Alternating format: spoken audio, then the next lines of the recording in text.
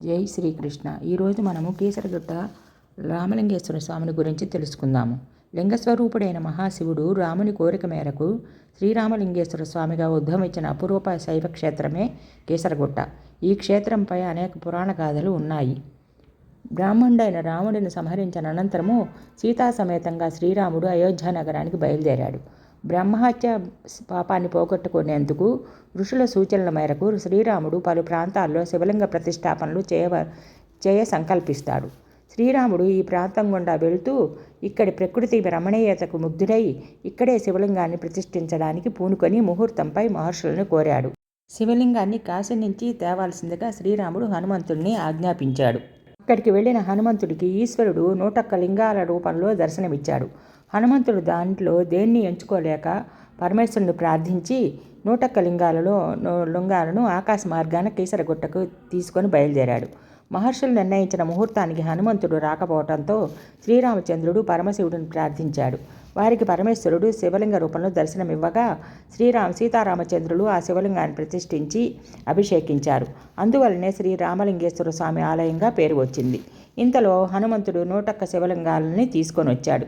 స్వామి, వీటిలో మీకు కావాల్సిన శివలింగాన్ని ప్రతిష్ఠించండి, మిగతా వాటిని కాశీలో యథాస్థానంలో ఉంచి వస్తాను అని రాముడితో హనుమంతుడు అనగా, నీ రాక ఆలస్యం అవటంతో పరమేశ్వరుని ప్రార్థించాను. స్వామి లింగ స్వరూపుడుగా ప్రత్యక్షం కాగా ప్రతిష్ఠించాను అని శ్రీరాముడు చెప్తాడు.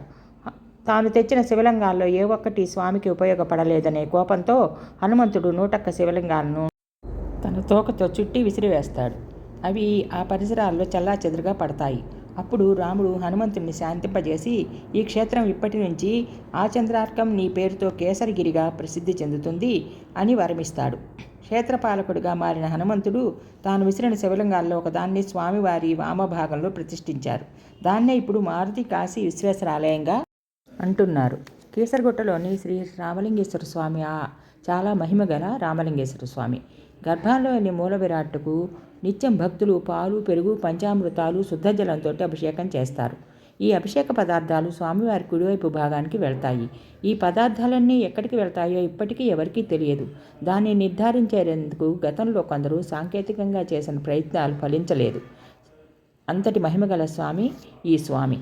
శ్రీరాముడు రావణుని వధించిన తర్వాత ఈ ప్రాంతంలో ఉన్న సమయంలో సీతమ్మ వారు ప్రశాంతత కోసము తపస్సు ఆచరించిన స్థలమే సీతమ్మ గుహ. ఈ గుహ శ్రీ రామలింగేశ్వరుని ఆలయము కుడి దిగువ భాగంలో ఉంటుంది. ప్రస్తుతం ఈ గుహలో సీతమ్మ వారి విగ్రహం లేదు. దానికి బదులుగా మహిషాసుర మర్దిని విగ్రహం ఉన్నది. ఇది మహిషాసుర మర్దిని ఆలయంగా చెప్పబడుతున్నది. ఈ ఆలయము త్రేతాయుగము నాటిదని అందరూ చెబుతారు. ఈ ఆలయము హైదరాబాద్ నుంచి 35 కిలోమీటర్ల మేడ్చల్, మల్కాజిగిరి జిల్లా వద్ద ఉన్నది. అందరూ రామలింగేశ్వర స్వామిని దర్శించుకొని రామలింగేశ్వర స్వామిని అనుగ్రహానికి పాత్రులు కండి. జై శ్రీకృష్ణ.